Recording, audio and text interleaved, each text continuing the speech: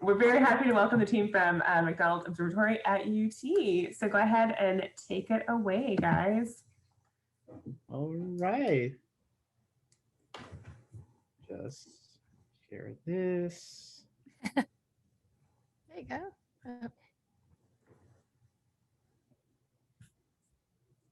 So, hello, y'all. So, my name's Saul Rivera. I'm here with my colleagues Martinique, Pautzke, and Judy, Meyer. And today's session is Camera Connections, Digital Dialogues, and Sassy Sunspot Snippets. So, I'm the one on the right. I think Martinique, Judy, do y'all want to introduce yourselves? So, if you know which people to look at. I'm the one on the left, and somehow I don't know how my name got on top of Martinique's, but I am the senior member of this trio. I've been here at McDonald for nearly 19 years, and it's great to see you all. And Martinique, it's your turn. I'm Martinique Pautzke. I'm on the outreach and education team here. I've been here 4 years. Yeah, I'm Saul Rivera. I'm the part of the public affairs, like the VC team, more of the outreach side. Well, not much the education, more the outreach. And I've been here for about a year and a half. So I'm like the baby of the team. Yeah, but you were here before. Mm-hmm. Yeah, but I was an intern before, but not sure of how much that counts.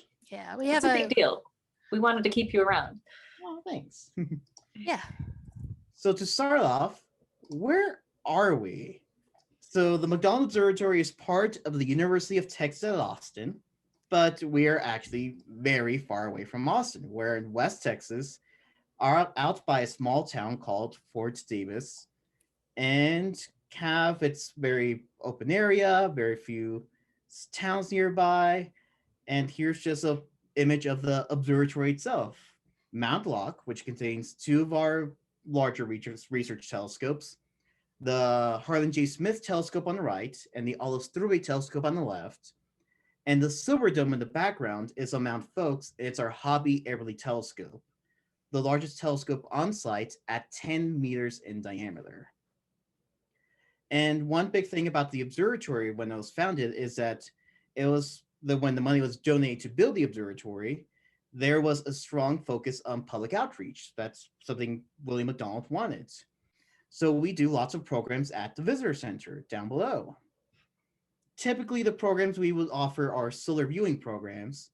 So a program about the sun, kind of show live images of the sun, what it's going to do, and our indoor theater. Then there will be our famous guided tour. So we would take people to the summits of the mountains, talk about the history of the observatory, take them onto the dome floor. They can see the telescope being moved around and learn more about the research. We will also do twilight programs, which are programs that take place in our theater and usually complement the star party. They usually be about the phases of the moon or the orbit of the planets. They will also be taking place in our indoor theater, and there was lots of audience participation. We ask people to come on up, hold stuff, walk around the theater, all that type of stuff. And the other programs we would offer are our star parties, which are kind of our most popular ones. We would do a constellation tour, so a tour of the night sky, talking about the constellations, the stories behind them, and other things. And then we would have telescope viewing. So we'd have telescopes set up from 8 to 22 inches in diameter. People go up, line up, go up to them one by one, and look at things such as nebulae or galaxies or star clusters and everything in between. And we will also have special viewing nights, which will happen every 6 to 8 weeks, which is the general public will get a chance to use some of the research telescopes for views.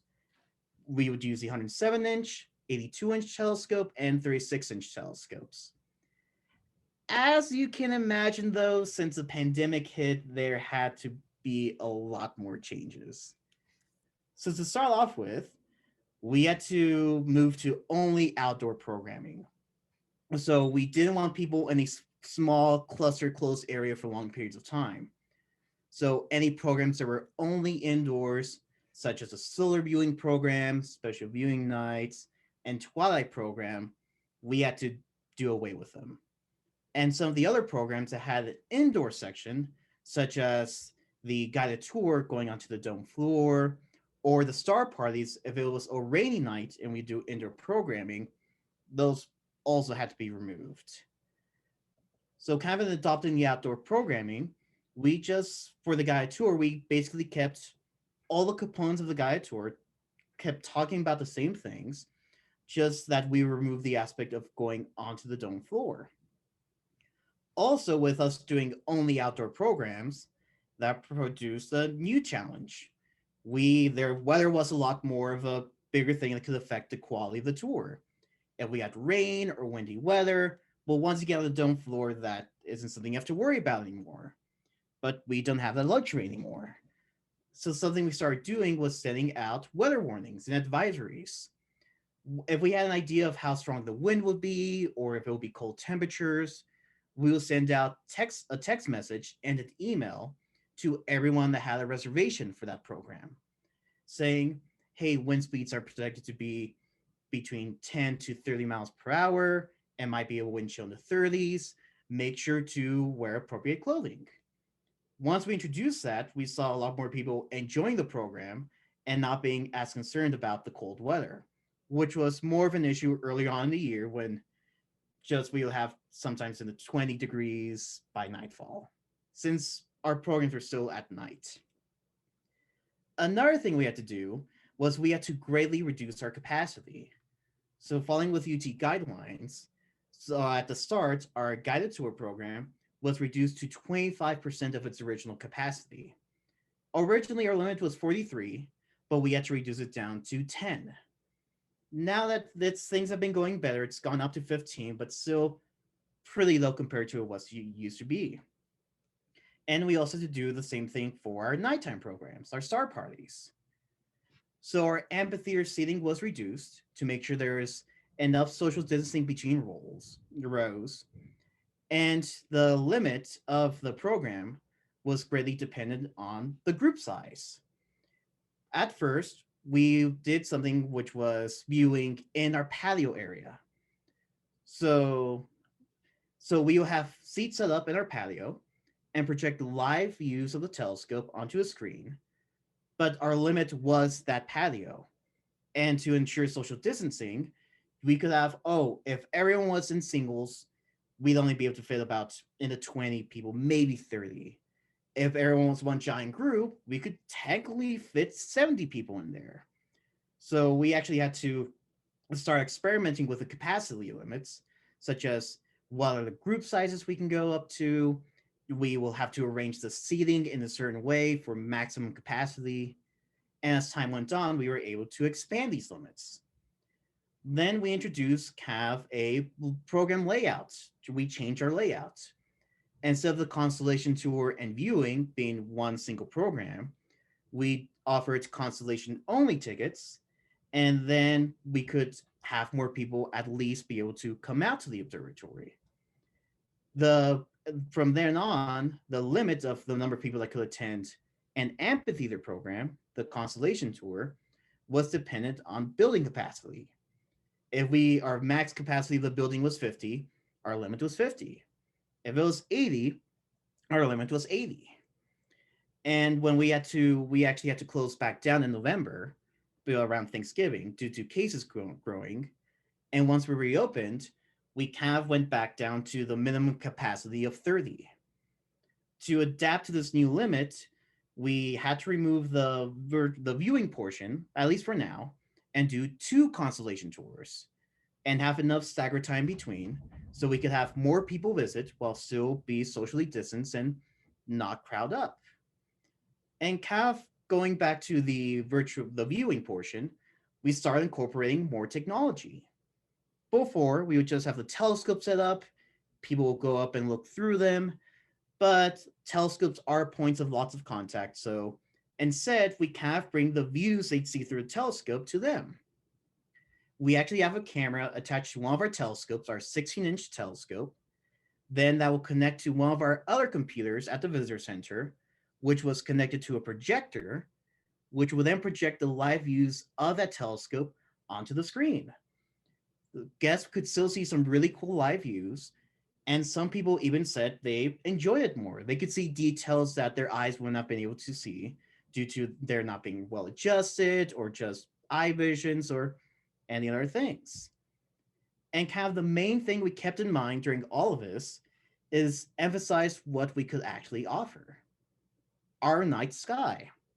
We had to remove some things like going onto the dome floors, which is a big draw for people. It's the special viewing nights, which is also pretty popular. But the thing we could still offer that not really many other places could, at least in Texas, is a extremely dark night sky. And for guests, even before the pandemic and during these times, when they come out to visit, seeing the night sky with all those stars and the Milky Way is one of the highlights of their entire trip out here. And that kind of brings me to what type of people come out here? Who do we serve? So our visitors are basically anyone who happens to visit the observatory. So there might be retirees, families, cyclists, astronomy enthusiasts, campers, RV groups, nature lovers, etc. You want to visit the observatory, you can, and our programming is for all ages and all backgrounds. We will also usually get students and teachers. When we will do teacher workshops, student workshops, and well, both student and teacher workshops. And when the school groups will come out and visit, we usually have between 40 and 80 school groups visiting us per year. Now they can't really visit us, but we've been able to adapt and visit them through virtual means. And actually adapting to the virtual format got us new guests. We've been able to do a program with a village in Alaska, distant schools, retirement homes, and have even been able to connect with people in other countries. So some of the things that we had to learn to adjust to this, what we are doing now are a lot of virtual programs. And like Saul said, it has completely increased our reach, all the different people that we can connect with. For our live streams, we're mostly using YouTube. And what we do is we offer a few different types of programs, and some of them are kind of on a repeat, but there's always something new. The cool thing about YouTube is that you don't need a registration or anything. You could just go there. If you want to join in the chat and ask questions, people need to log in, but that's completely up to them. They can just show up after we share links. You can also do a link set up where it's public for everyone. You can also do unlisted. So if you wanted to just have a group of people and email that one link out to everyone in this group, they can all show up, but it's not going to like pop up live on YouTube, and anyone who wants to join comes in and gets confused as to what you're doing because they didn't mean to show up there. And then also there's a private option, and this is the kind of thing we would have considered if we were going to do a fee-based program. If we used a private link, anyone who wanted to see that, we would have to basically input their email address that they're going to access the stream with, and they would have to log in with that after we confirm payment, that sort of situation. So that could be a diverse options with that. For our K-12 programs, we have been using Zoom presentations primarily. We came up with different offerings and we set up the timelines and people log in to see them. The other stuff, resources. So the resources that we're using are mostly YouTube and Zoom for presenting things. To do our presentations, one of the programs that we're using is called OBS, which is the Open Broadcaster Software. It is free. It's what we started using for, thank you, Saul, for our viewing portion on the patio. We realized that the screen that the telescope operator needs to use to control the telescope motions, the cameras, how much light they're collecting, there was a whole learning curve with all of that. But what we really needed to show the audience in the end was just a portion of that screen. So with OBS, you could select this portion of the screen to share live onto another program. So here you can kind of see, this is OBS, the square right here. It's a little bit confusing, but this is the slide that I want to come up next. If I click transition, it'll fade in to what the people are actually seeing. You can see program there. This slide has a screen viewer. So I have selected which part of my whole computer screen, because what you're seeing here is an entire screen. It's selected to just share this little part here. So if I wanted to share a video and not, have people see my cat background on my desktop, that sort of situation. You can choose what people want to see. There was a learning curve with this, but it has a lot of capabilities, and again, it's free. So that was really helpful. The other thing that we started using was Streamyard. And Streamyard is kind of like OBS in the fact that you can, do seamless transitions. You can do screen shares and like sharing a specific tab like we all kind of have been doing in Zoom.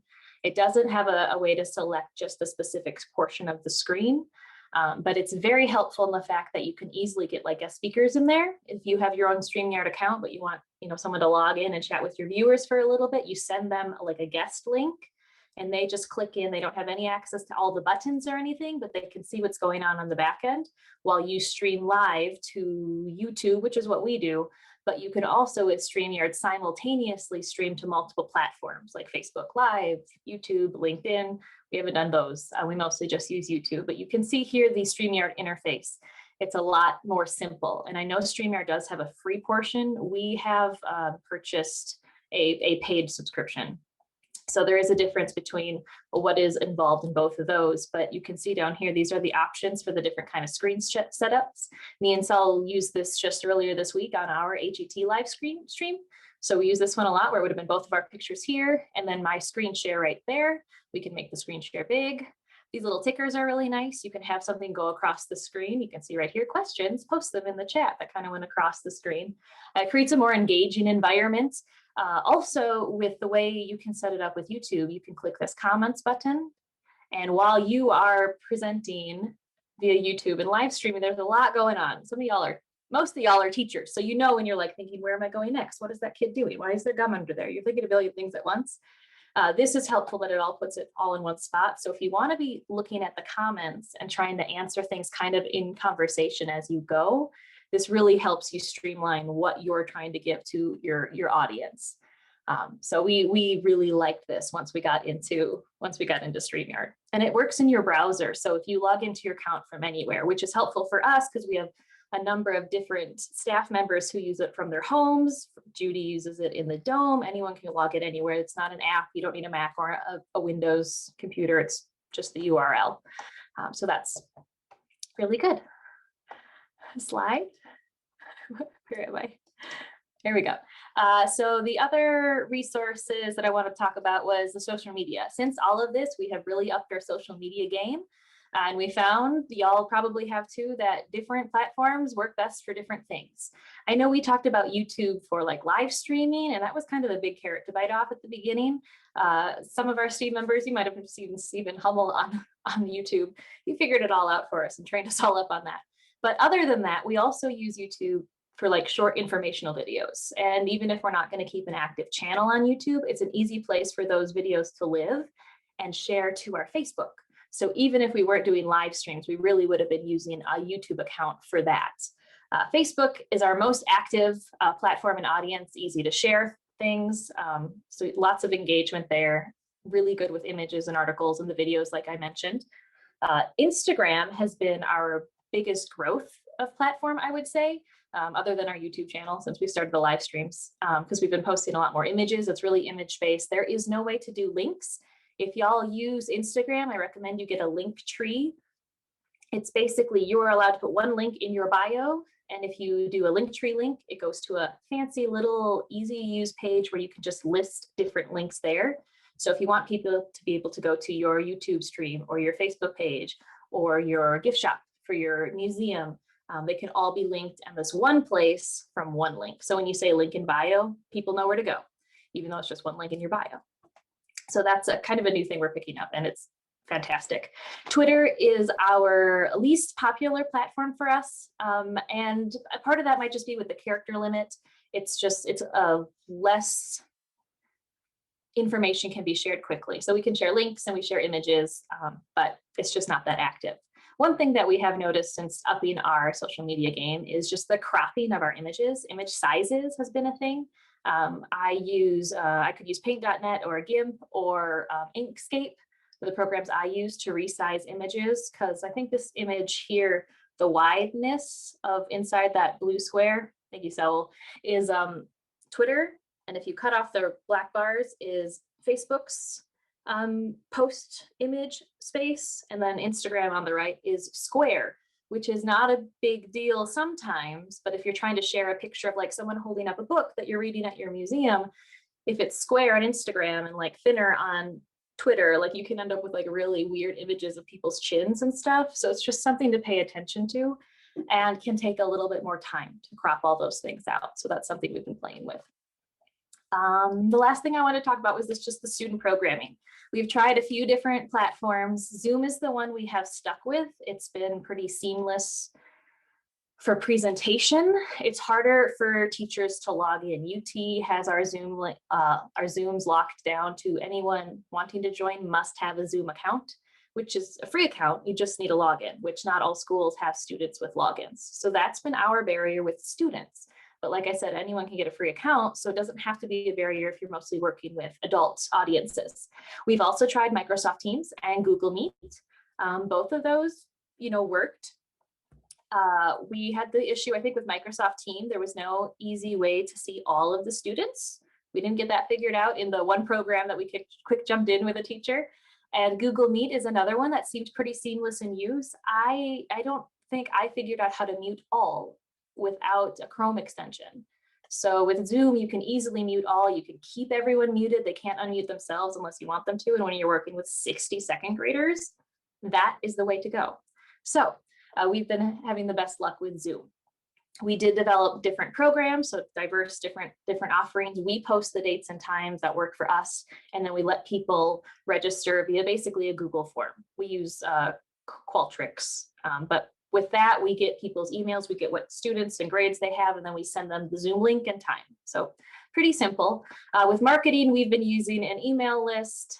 We use STEM Google Groups. UT's Trisha Berry is in charge of all those good things. And then we post things on our social media. And since it's targeted towards teachers, our social media is just for anyone who's interested in astronomy or the observatory or anything else. So our slice of teachers is kind of thin. So we've actually had the most success with our Connect to Texas programs. Drop in the chat if you use them. I see someone else has here, Sheridan. Connect to Texas has been our most successful marketing tool. They allow providers like observatories and museums to host programs, and depending on which tier you're in, you can end up on their newsletter advertising your experience or presentation. You can have them create the Zoom connection and them deal with all the registrations and them help the teachers with the tech issues. It's kind of like we can do everything on Zoom ourselves. We can do all that, but the time involved with working with dozens of different schools and the marketing, it's kind of weighing in the favor of Connect to Texas being amazing. So we're actually going to be re-talking to them about what tier we are in. So if you have any questions on any of that, drop them in the chat. Judy's got cool things to show you.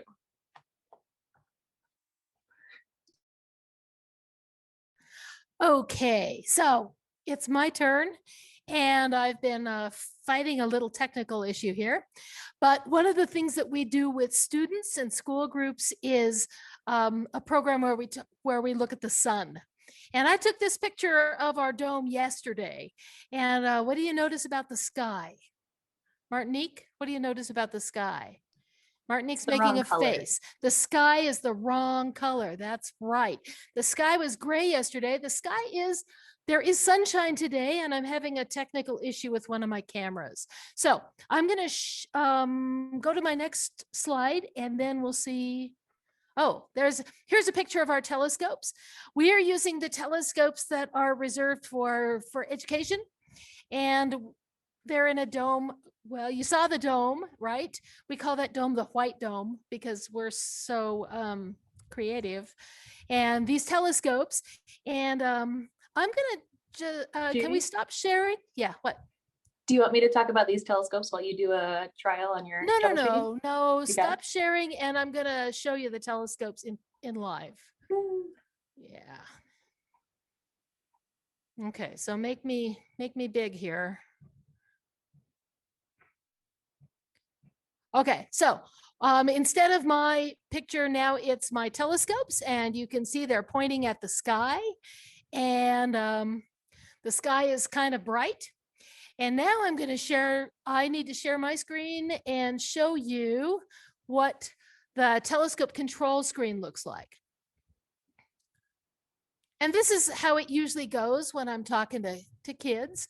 Usually there's some kind of technical issue, but what you're seeing on the left-hand corner of the screen is my camera controls, and below, stuck to my mouse, and below that there's a little joystick pad where I can move the telescope, except that part's not working.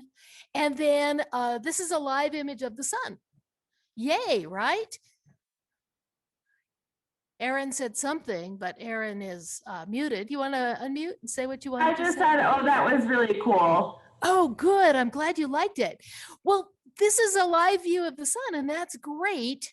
But there's more than one way of looking at the sun. And lots of times when I show this to people, what they notice is that it isn't what they expected to see. What they expected to see was something bright and yellow, or maybe something that looked like fire.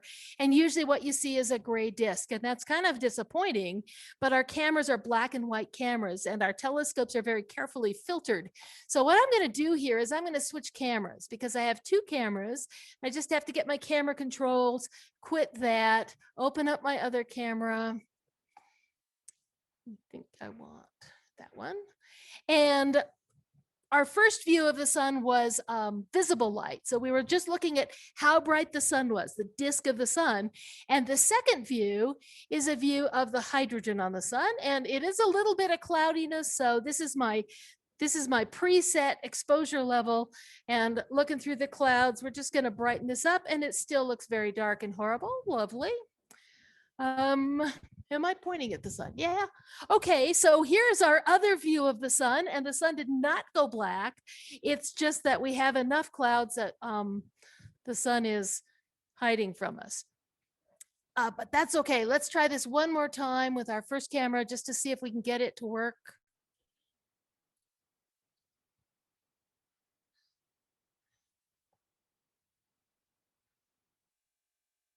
Oh, okay. Can you see the sun is down in this lower left-hand corner? Telescope's not quite pointing at it, so we'll move the telescope. And if you look carefully at the image of the telescopes, you may see the oh, and now we hit that issue again. Okay, so I hit my my technical issue, and the telescope stops talking to the camera or something. So we're just gonna leave it there. And Martinique is gonna say something while I fight this for just a little while. Okay? Okay. I'm gonna stop sharing. This is what we do when we have school groups here. Yeah, and I give her she answers questions, and I run around the dome. We adjust on the fly, and y'all have practiced that sort of thing. I mean, at the observatory, we had to figure out how to do that just because the sky changes, every minute. Like this telescope was pointed at the sun a minute ago, and then there's a cloud, then there's something else. I'm kind of watching the chat here. People have been talking about how different programs use different schools use different programs and different connections. Can y'all drop in the chat how you're connecting with your audience virtually? What are you doing at this point to try and connect with your patrons?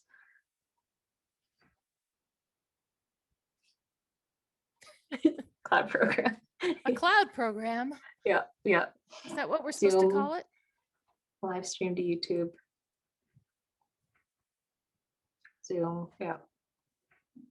I wonder if you use your live streams on YouTube, do you use unlisted links, or do you use free public programs, virtual school visits? Yeah, so we're all kind of doing very similar things. One thing we have found, someone said that one district they work with doesn't even use Zoom. And that was the hard part, I think, that we found no matter what platform we could have chosen, there would have been schools that don't use that platform. So our learning curve didn't just have to be our learning curve, how to do all of this into Zoom. It had to be all of this into Zoom and or Google Meets and or Microsoft Team. And we did some on YouTube, but early on when we were trying to stream to YouTube, we got cut off for copyright issues, and we didn't know how to do that. We decided we couldn't have that happening in the middle of a student program. So we kind of gave up on the YouTube. There's no music playing in the background or anything. Lots of social media, trail video. I like that. QR codes. Ah, yep. See, we've looked into some of those things too. And out here, it would be very cool because there's different views to see, but there's no phone service. A lot of the things we've looked into, like you could do like a little audio tour if you just got a phone app and then you do your QR code, and we can't at this point. Send us your internet and your phone service, your Verizon. Well, yeah, and being part of University of Texas, they've got big rules about who can use the Wi-Fi. So Wi-Fi, yeah. So that's an issue as well. And then, I mean, even if you could have like a little button that has a recording on it with, COVID, don't touch things. So we've got still limitations on those things. But that has been interesting the way our team has like picked up and used all of this. I was just in awe at the beginning of all this, how the whole team here, we've got 10 people or so on programs and outreach. We were all starting to do things that we were not hired to do, right? I was doing video editing. Like I was a Spanish teacher. We're doing live streams on YouTube. We have staff members who have been here for almost 2 decades modding YouTube chats. It's just fantastic to me, the way everyone has jumped in. Pre-recorded programs on Facebook. I personally like the pre-recorded stuff. The live streaming is really stressful for me. yeah, but there's pre-recording stuff is so much more work. It definitely Because you is. can't just say, hey, this is live. The mistakes are going to happen. Right. Urban nature. Yep. Using their cell data. Yep. Yeah, if we had that out here, we would definitely use that. Has anyone used Facebook Live much? I think someone mentioned that. So is that a good outreach way? We haven't tried Facebook Live at all. We've considered doing Facebook and Instagram Live. Instagram Live. That's not the word. Yeah. I think it's Instagram Live. Okay. Yeah. They're the same now anyways. They're Instagram TV. There you go. Heard mixed things about Facebook Live. Webinar Zoom function. With Facebook Live. Tech challenge. Yep. I can see that. Yeah, with the tech challenge, I've seen the YouTube helps, because even if you don't have the account, you can just, if you click on the link, then it takes you to it. It works pretty well now. If you want to like actually ask questions and stuff, then it requires more stuff, but at least you'll be able to get to the program. That's been one of the benefits with YouTube.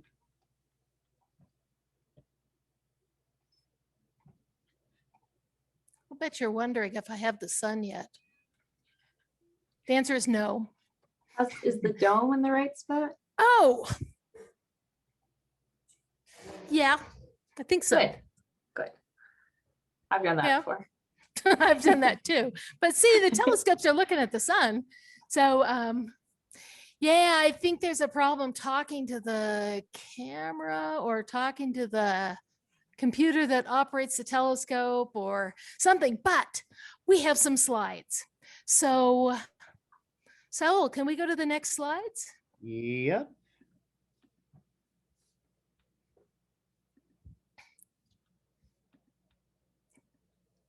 I'm just happy that we had some sun. Okay, so here is a view. This is a screenshot from one of the Zoom programs I did with a group of kids. And you can see I've blocked out the kids' faces, only here you get one of the kids' arms, so, oh well. And then I'm at the top and Martinique's at the bottom. And we were able to show the kids the sun, and there were no sunspots that day. So that's pretty nifty. And they were 2nd or 5th graders, and they were saying, we really thought it would be, look like fire, because it does, but because it doesn't. And let's go to the next one, Saul. So that's another view of the sun, kind of the same type of view. That was one day when I was doing a test, and nice and clear, big bright disk of the sun. And then the next one shows us solar prominences. There you go. So here we can use our bigger telescope, our more magnified telescope, brighten up the image, and that cloud that you see poking out from the edge of the sun, that's a solar prominence. So All right, let me ask those of you who are here to tell me, show me with your fingers, how many Earths tall do you think that prominence is? How many times tall of the Earth is that tall? You mean this really big one, Julie? Yeah, the big prominence. How tall is that? I see 7, 3, Because I'm not seeing people right now. 5. 7, 3, 5. Yeah. Yeah, those are good answers. Those are all pretty close answers. 7, 3, 5. It's something in there. Yeah, and this is a group of second graders in Houston. And I'm sorry I had to take their faces away because this kid, the fourth kid down, was making a face sort of like that. A really fun face, but it's a kid and you don't have permission to see them. So we are able to show kids the sun on days when it's not like today. So there you go. What's my next slide? I think I'm done. Oh, Julie, how tall is that prominence? Oh, how tall is that prominence? I'm going to say 5 or 7 Earths. Yeah, it's big. It's a big one. Yep. Yeah. Oh, there's the next slide. Yeah, so that's the end of our presentation. But if you want to talk to us or ask questions, why don't we just go to gallery view and take a look at everybody and chat for a while? Because we have a few more minutes, right, Erin? Yeah, we've got some time here. I know I had a question. What is a solar prominence? What is a solar prominence? Let's go back one slide, Saul. Okay, so what it is it's a cloud of hydrogen. So this telescope is set up to show us just the light from hydrogen. We're only looking at one wavelength of light, and it's this big cloud of hydrogen that's held aloft from the sun, and it's held up by magnetic fields. Well, lots of people look at that and say, oh, that's a solar flare. I've heard of solar flares, and that's a solar flare because it's, something that's poking out from the sun. But that word is misleading, and this is more kind of like the clouds that are in our sky today. They're not doing much. They're just kind of hanging out until the forces that form them go away. Other questions? Feel free to go ahead and type your questions in chat, or you can just come off mute. Yeah. Maybe you don't have questions. We told you everything. You did a phenomenal job. It was really interesting. Thank you.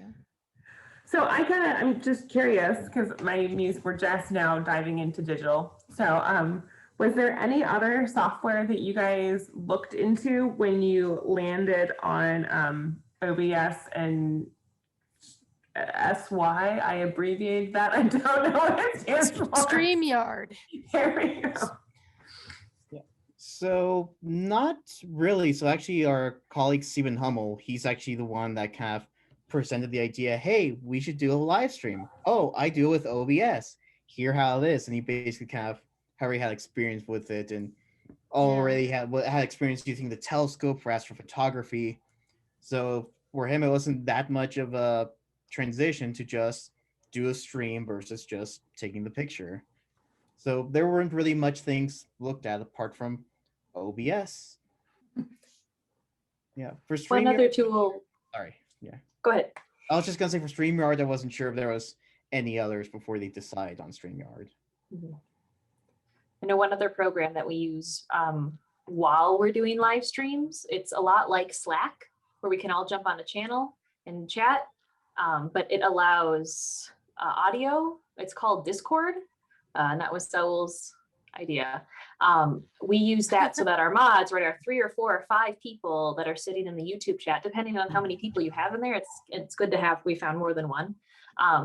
They chat on that. So they're kind of in one ear listening to the presentation, but also in one ear talking to the other moderators when they see, oh, Joe's question came in about the sun. And they say, all right, I got that one. So, well, do you have that one? Or, hey, that's a really good one. Let's save that in the end and we'll drop it for the mods. So at the end, the hosts rather of the live stream program will quick look into their Discord channel, and there's a specific spot where they go where we have just pasted in the questions from the chat that we would like them to answer. So they don't have to be following the whole comments the whole time and hope to remember things and pull things in as they go. They can kind of wait and do some at the end. One other thing about the live streams that we found is that it's really helpful to have more than one host. It just kind of creates it a little more informal, a little more conversational. And I think that the platforms of like YouTube and Facebook Live, they're not as formal as like a presentation behind a podium, like a lot of us are kind of used to. So having more than one person on that platform, YouTube chatting is a good feel. Yeah. So Martinique, can you type into the chat the programs you use to crop images? Yeah, yes. Yeah. Also, another advantage to having two hosts for the streams is that if something goes wrong or there's technical difficulties, it's easier to just like, hey, so and so, take over for a bit. While it's like, hey, give me a moment, just trying to mess with this. Then you have the pressure of trying to do it quickly because the audience is expecting that, while still also trying to tell them things while you're trying to work something. The other host can just take care of anything that comes in and solve for time until the problem gets resolved. Yeah. So Josh, the question about the technology and the equipment and the setups, I think it's different for every person. So I'm working off of a MacBook Air mostly, and I just have to make my screens really little so I can have more than one. But for this, I was screen sharing with the computer in the dome. So bringing that in, and then I have my iPad over here in case I need to look something up. Saul's got a pair of screens on a computer at home, right? Yeah, so I Yeah. have my work laptop, my Mac, but it's connected to one of my other monitors. Yeah. So that way on the other monitor, I actually have the Google Slides going. That way I can like look here at the camera and Right. still be talking and also still see Zoom while the slideshow's going on. Yeah. And I moderated the live stream that Martinique and Saul did the other day, and I had never moderated one of those YouTube live streams before, and I was really worried. And so I found myself, I went back to my desk at my office, which I hadn't been there much at all in the past year. But I have two screens in there, and I had the laptop, and I had the iPad, and I had way too much stuff. And I probably could have done it with just the iPad and the laptop. And one big screen can work. Two screens is Yeah. definitely best, but a lot of it just comes down to practice, like figuring out where things should be. Because I definitely, when we're doing student programs, I have Zoom, I have a window ready for screen share, I have a note/script of just don't forget this, please, Martinique. So yeah, and close everything else out because you don't want to accidentally end up in like, okay, nope, that's not the tab. Where's the one tab out of the 37? I keep 37 or so tabs open. Don't accidentally show the kids your Facebook page. Yeah. That too. Yeah. Yeah. Also for some of the programs like OBS or StreamYard or mostly the free programs or even Discord, Discord, by the way, is a free program.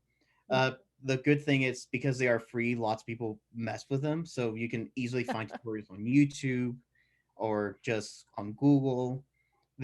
For some situations, OBS is definitely one of those programs that I do recommend just tinkering a little bit on your own if you want to, just seeing what works, what doesn't. But YouTube definitely helps a whole lot. If you're having a weird error, more than likely someone else has had that same error and has a solution.